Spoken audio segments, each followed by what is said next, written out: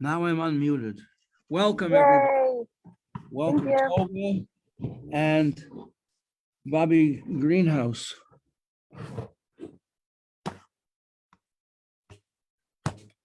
How are we going to get this to stand up? It doesn't seem to have a back. So.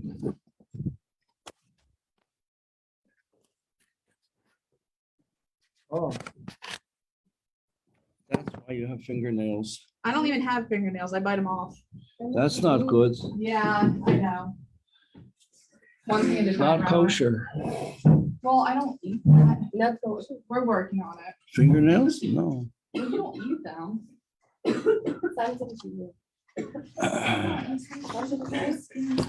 Okay, this is a very nice book. Written before the Rebbe said so openly that Moshiach is here.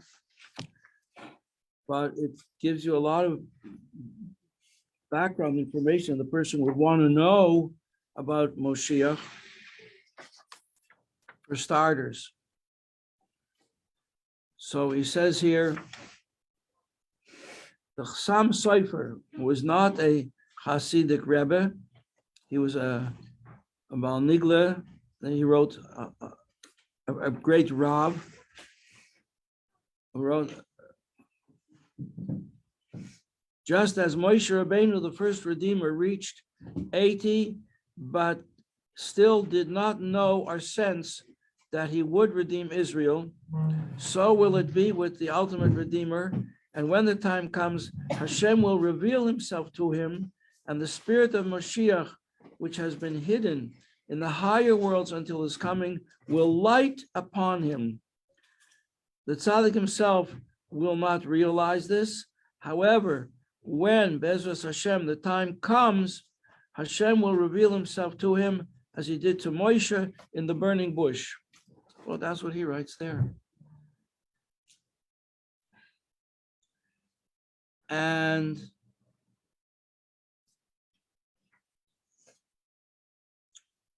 what else does it say here? Moshiach will,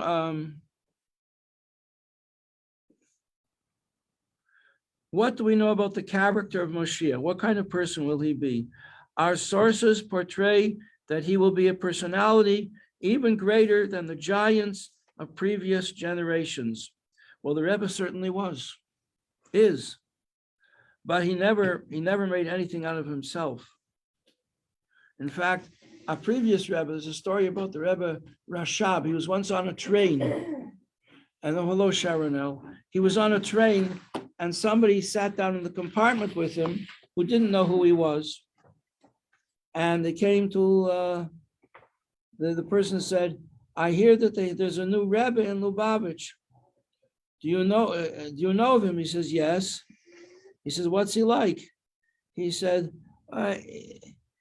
he's not as much as great as his predecessors, as his ancestors. That's what he said about himself. It's not as great as his ancestors. In other words, there's the humility of Moshiach. I think I even mentioned this story that the Rebbe, after his wedding, encountered a person who didn't know who he was. And he asked him, is he connected with the Lubavitcher Rebbe, his father-in-law? He didn't say, yeah, I'm his son-in-law. He said, my wife is his daughter. Very self-effacing. So this is one of the characteristics of Moshiach. The Yalkut Shimoni, which is a Medrash, writes, the Messianic king will be more exalted than Abraham Avinu. He will be more exalted than Moshe Rabbeinu. You hear that? He will be greater than Moshe Rabbeinu. He will be higher than the angels.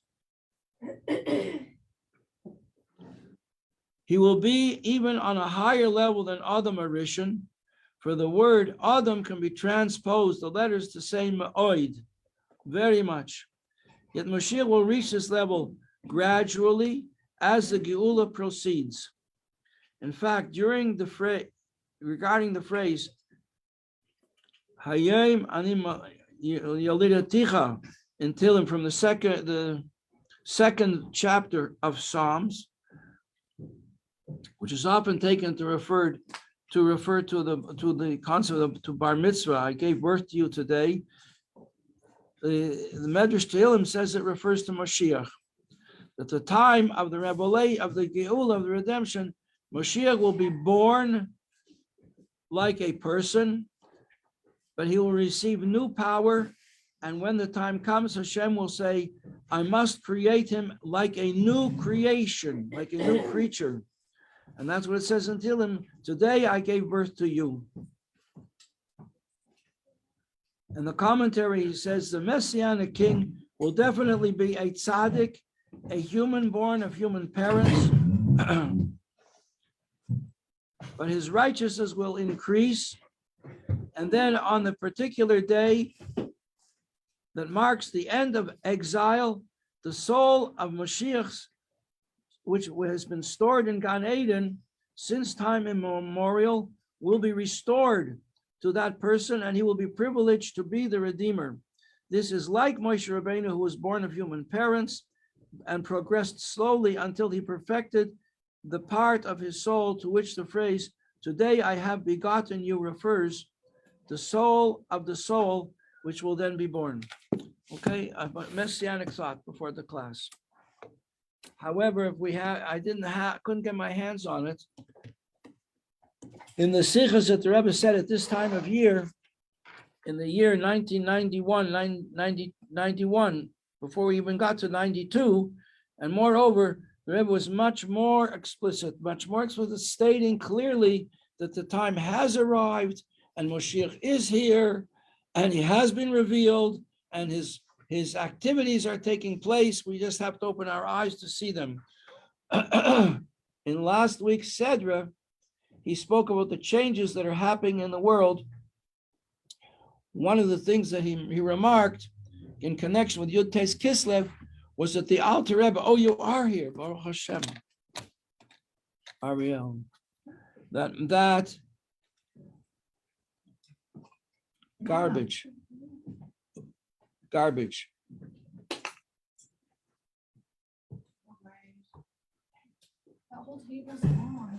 And someone else who just walked in. Anna. Hashem Hoshiana.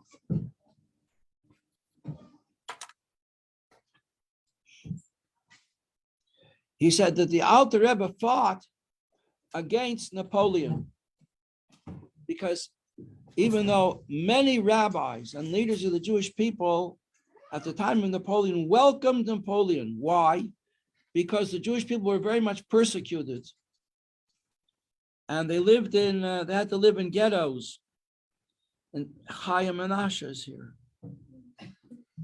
And they suffered pogroms from the cruel anti-Semitic peoples, Russia and Poland and Germany. Napoleon came, conquered these countries, didn't conquer Russia, he tried. And Sarah. Thank you for coming, Sarah Mora. And Napoleon freed the Jews from the ghettos. So that in Germany, the Jews felt emancipated. Now they could be German citizens, just like regular Germans. And they took positions in the government, positions in business. They prospered. They fought bravely and patriotically in the German army in First World War. But there was a backlash. When Germany lost the First World War, they needed a scapegoat. And so they turned on the Jews and said, you are not Germans and you cannot fool us. And that led to the Holocaust. So that there were terrible repercussions to what Napoleon did. By freeing the Jews, he caused widespread assimilation. These things are all connected. The Reform movement began in Germany. And that convinced Jewish people, that was the Haskalah movement, actively campaigning in Eastern Europe, in Russia and Poland, to rescue Jewish people from the old ideas, anti-Semitic ideas, by making them citizens of the modern world. And then that all came to roost with a terrible backlash that was the Holocaust. When the nations of the world said, you're not German, you're not Polish, you're not citizens of the world, you're Jewish people, you have to be eliminated. And in Russia, with the Yevsektia, the same thing, but it came later. It came 50. You see, there were revolutions. The Napoleonic movement of liberation was in the century is when all the revolutions were taking place in Europe, and the countries of Europe were amalgamating and becoming countries, and not feudal, not run by feudal lords. Then the Alter Rebbe fought against Napoleon because Napoleon was, and the whole movement of the French Revolution was dead set against religion, Catholic religion, as well as the Jewish religion. So that expressed itself in freeing people from any connection to religious bodies. And that led to tremendous assimilation amongst the Jewish people. And the Torah tells us clearly from Parshas Toldos, Yaakov and Esav, when the Jewish people will abandon the ways of Torah, Esav, the hands of Esav will become very strong and will smite them. And they did, with a vengeance. So the Rebbe said that by fighting against Napoleon, he pushed off the Germans pushed off this assimilationist, liberal movement, which of course led to the assassination of the Tsar and overthrowing the aristocracy, of Russia, which had ruled very selfishly, and they killed them off, but it pushed it off for 50 years. The war against Napoleon pushed it off for 50 years. So the Rebbe pointed out, look at the difference, that 100 years ago, in the early 19th century, when was it? 1892 was the French Revolution, 1892. And that led to the rise of Napoleon, who was defeated in 1812 by Russia. But Napoleon, France, at that time, the French national anthem was very warlike because it was calling people, aux armes, citoyens, it was calling citizens, take up your arms. We're going to, Madame Defarge sitting with the guillotine in front of, up with their head. All the aristocrats got beheaded on the guillotine while Madame Defarge sat there doing her knitting, enjoying it all. There was terrible poverty and persecution in France under the kings. And, there's good reason why all this took place. But the result was that France was very warlike. And we're going to fight against any country where we're going to fight against religion, we're going to fight against aristocracy, and we're going to make a government of the people, by the people, for the people, and so on. Well, communism lived up to none of those goals, but they did fight against religion. And the Rebbe said, look at the difference that's taken place in France nowadays.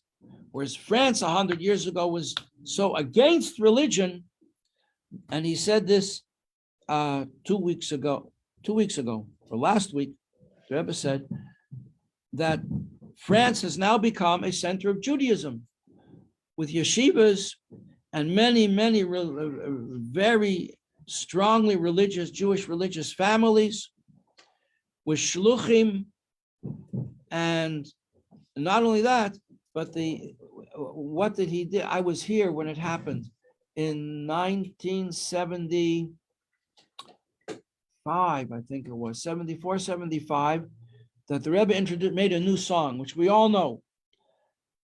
It's part of the Shabbos Yom Tov davening called Ahaderes Ve'amuna, and it goes through the Aleph base, one letter at a time.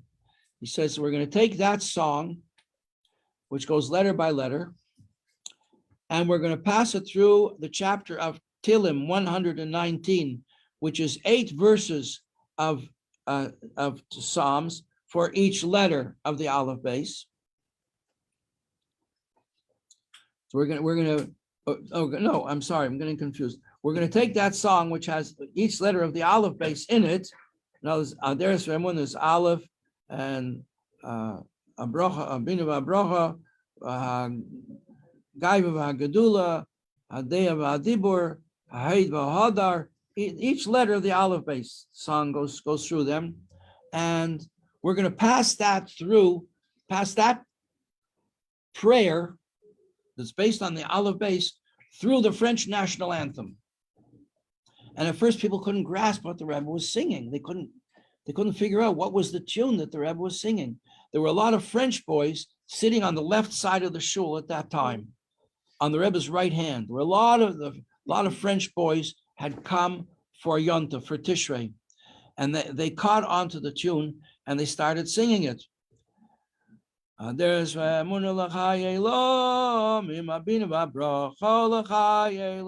French national anthem. They went crazy. They were so excited.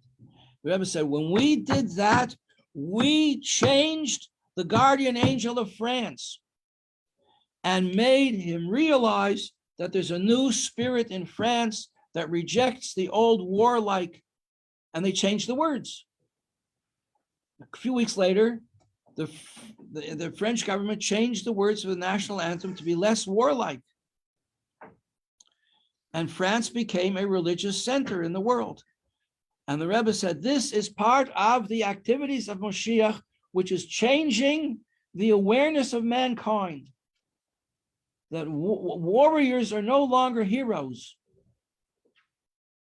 So Vietnam, the soldiers of Vietnam became it was an anti-war. It was a war that people disliked the war and disliked the warriors. And then the Rebbe pointed out something extraordinary, that even the name of France is Tsarfat. In French, it's Tsarfat, yeah?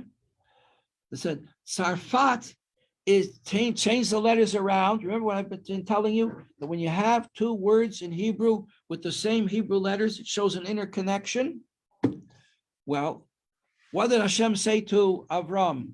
Hashem promised Avram the land of Israel, and he says, your children are going to spread to the north and the south and the east and the west.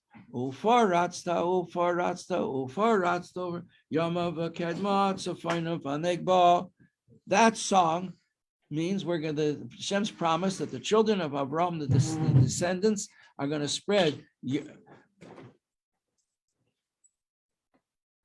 to the Yama west and to the east, to the north and the south. Change those letters around, and what do you get?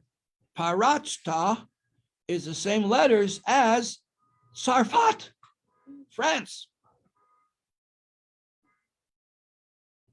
So that the spirit of Hashem's prophecy is now being manifest in the country. Sarfat, this was an amazing sikha. This was Torah that Moshiach was saying. And then the Rebbe said something even more amazing. Let's add up the value of the letters of Tsarfat. Do you know what they add up to?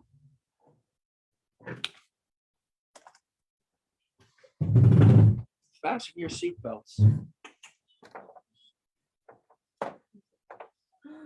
Hey, check that out.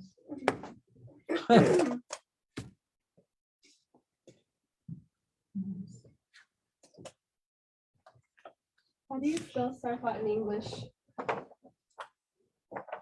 Also add up to the letters of base Moshiach.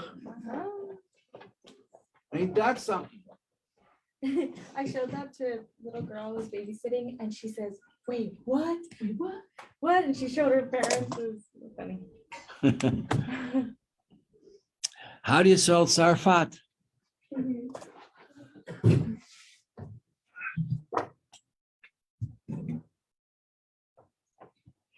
tzaddik, pay, 80. So we're up to 170, right? Reish is 200. So now we're up to 370, right? 170 and 200 is 370. Tough. What's going to tough? It's going to be equal.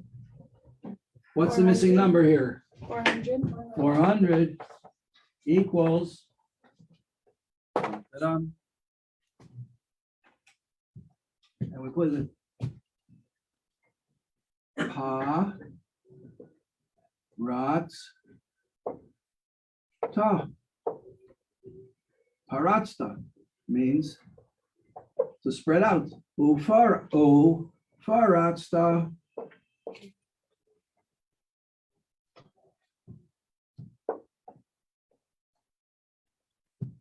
These are all things that the Rebbe said that were never said in the world before. Never. This is Torah from Sinai. It's like standing at Mount Sinai. Okay.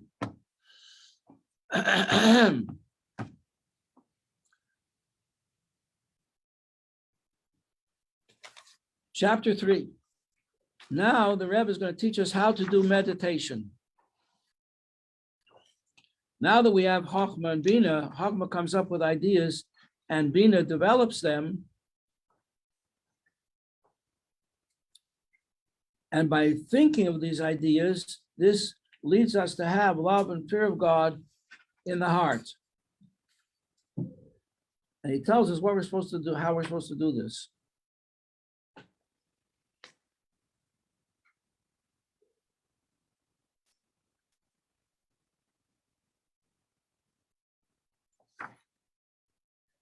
Page 71, where it says, this is the shir for 26th day of Kislev, which is in a few days. The seichel, which is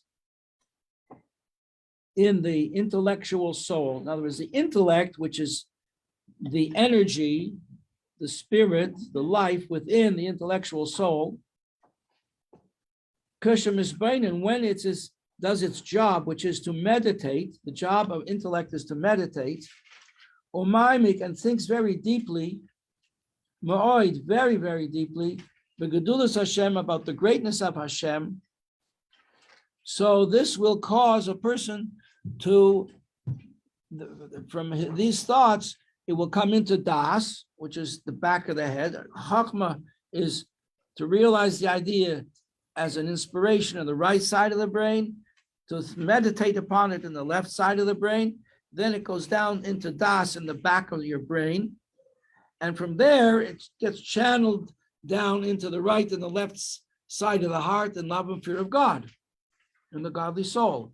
So if a person will meditate on the greatness of Hashem, how do you meditate on the greatness of Hashem? Listen carefully, girls. It's a very important lesson. How do you meditate on the greatness of Hashem? You have to open your eyes and your minds and look around you at the world that we live in, and we take it for granted. We don't notice the things that we live with. You have to start paying attention to the life in every single thing.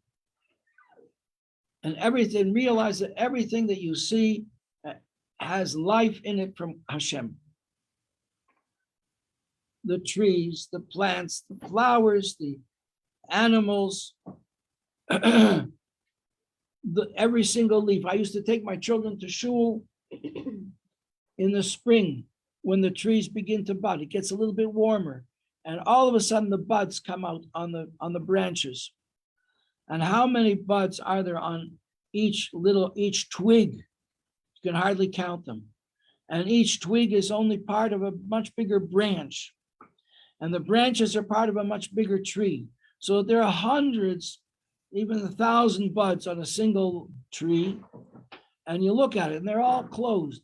And then they open up and you look at each leaf, how beautifully perfect is the way it's made. It's really incredible. And of course, I would say to the children, who could do this? Could you do this? No, they go, who could do? Only Hashem could do such a thing. And you see the the tremendous power of creation in every detail of life. This is called meditating on the way Hashem fills the whole world with life. Middle of page 71. This is called Memale Kol Almin. Does it say it there? Does it write it?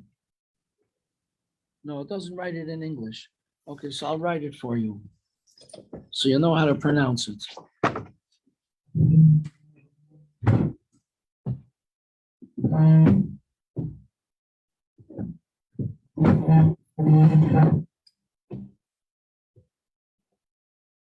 The word moloi means full. Okay. Memale means he fills. Kol means all. Almin is Aramaic for olam, worlds. So this is a meditation on how Hashem fills all worlds with life. Mamale, he fills all worlds with his life. Mamale Kol Almin. This is the first thing we have to think about. And we're supposed to take a few minutes every day. You could be longer than a few minutes, could be hours, to think about everything that you know. Stars, heavens, sun, moon, clouds, atoms, protons, neutrons, electrons, molecules, all kinds of living creatures. Think about how you have 100, 200 eggs of a mosquito on the head of a needle.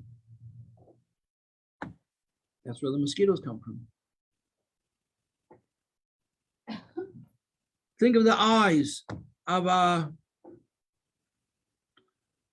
housefly, how it sees things.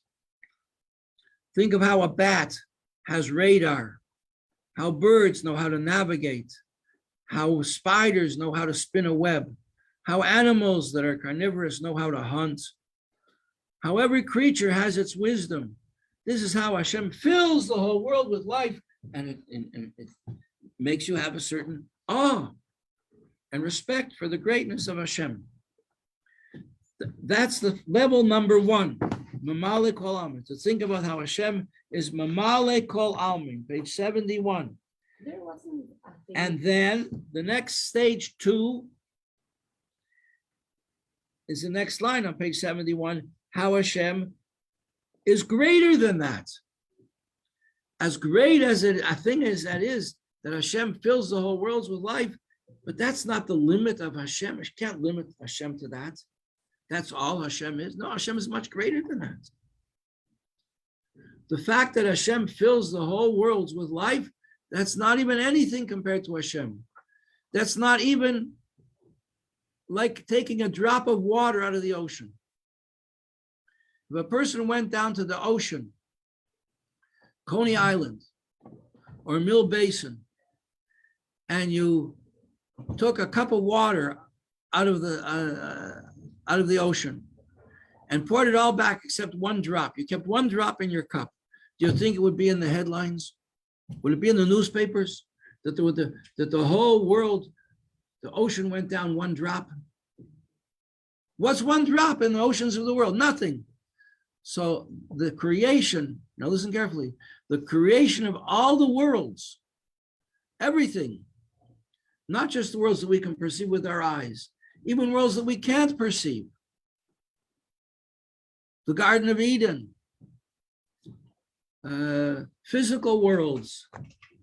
They're sending out spaceships. They want to discover new worlds in outer space that are billions of years, or will take billions of years to get to them. All that created by Hashem is not even equal to one drop taken out of the ocean. in the greatness of Hashem's greatness. Can you fathom that? That everything you can think of in the whole world, as great as you can imagine what the world is not even to Hashem like one drop of water to the ocean. That Hashem surrounds all these worlds, greater than all worlds. And you have even an example of it in this little plastic toy that people carry around. Everybody is addicted to it. What is this? This toy shows you that Hashem is a power in the world that does not recognize the world. Call somebody in China, they'll get the call. Most walls cannot stop the rays of the infrared, of the spectrum of light that this cell phone operates with. The phone goes through walls. I mean, if you bury yourself underground, you could come to places that what we call don't have reception, but that's an exception. Most places, the rays from the light spectrum with which the telephones operate at the speed of light, they don't recognize walls. Just like on a lower level, X-rays don't recognize flesh. They only recognize bones. So you take X-rays. X-rays show the doctor what's going on inside your body.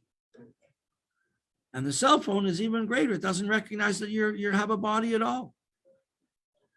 So in the same way, this level of God, called that He surrounds all worlds, is not outside the world. It's not inside the world. It doesn't even recognize that there's a world. There is no world. When I first came to Crown Heights, so I asked a bacher, I was just starting to learn about Hasidus, and I asked him, what's the difference between the way Hashem fills all world, what these terms, Mamale Kol Almin and Soivu Kol Almin? I asked him, what is that? They told me, he was a very smart boy. I asked him, what is the difference between these terms? He said, because each one has a message. The message of Mamale Kol Almin, the message of Mamale Kol Almin is that Hashem fills all worlds with life. So that's something inside. Then we have another level called not Mamale, but Sovev. Sovev Kol Almin, which means he surrounds all worlds. He's greater than Mamale, and surrounds it not just from the outside, but through and through. So the message of Mamale is Hashem fills all worlds with life. The message of Sovev is that there is no world. There's only Hashem. There is only Hashem. So after you finish thinking about the greatness of the world, as we all know it, then you go to step 2 to think about the fact that all of that from a higher level of godliness doesn't even exist. There's only God. You think of remember the first class with the whiteboard? But there's no world, there's just no creation. It's higher than creation. And then there's a third level. There's a third level of thinking, which is to realize that the word for world,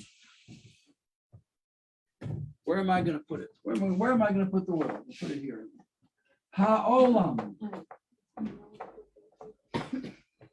not only stands for cheese,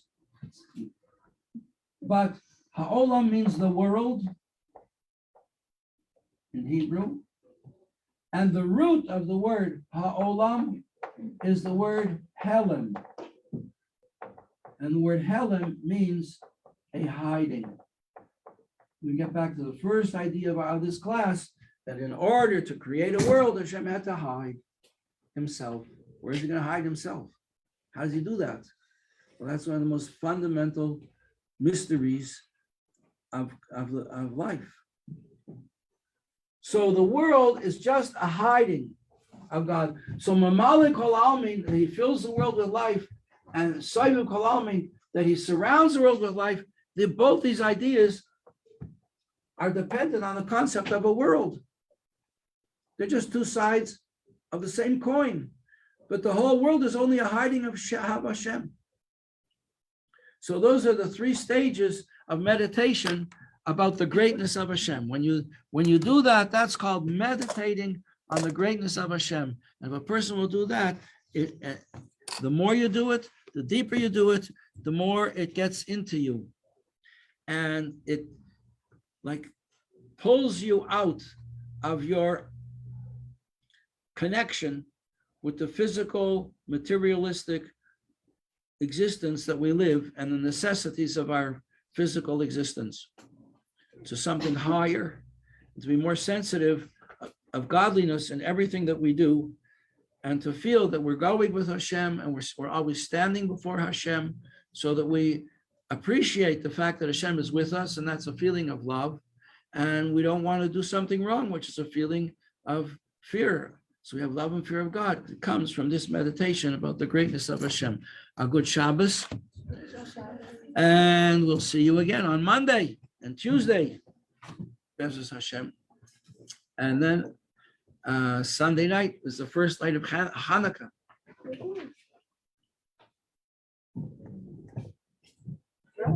Also, you say Marabu.